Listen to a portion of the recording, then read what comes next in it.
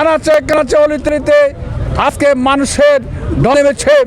আজকে আমাদের দেশনেত্রী বেগম খালেদা জিয়ার প্রতি শ্রদ্ধা সম্মান রেখে শুভকামনায় এবং যারা আমাদের সারা বাংলাদেশের সবাইকে আমি আমার বক্তব্য শেষ করব।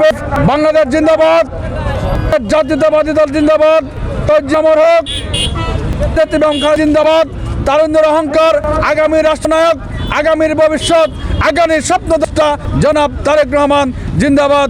উপস্থিত সাংবাদিক ভাইয়েরা সহ যারা এই রহমানের এই মিডিয়া কভারেজ দিয়েছেন এবং স্বদেশ প্রত্যাবর্তন লক্ষ্যে যারা কাজ করেছে আপনাকে ধন্যবাদ জানিয়ে আমার নেতা, আমাদের সাবেক সংসদ সদস্য, আমার নেতা জনাব আলহাজ আব্দুল গফুর ভূঁইয়ার পক্ষ থেকে ধন্যবাদ জানিয়ে এবং ধানের মার্কার পক্ষ থেকে ধন্যবাদ জানিয়ে আমি আমার বক্তব্য শেষ করছি। আল্লাহ হাফেজ।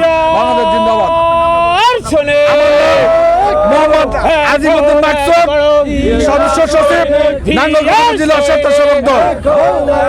তারেক জিয়ার আগমন শুভেচ্ছা, স্বাগতম। গফুর ভূঁইয়ার পক্ষ থেকে লাল গোলাপ শুভেচ্ছা, নাঙ্গলকোটের পক্ষ থেকে লাল গোলাপ শুভেচ্ছা।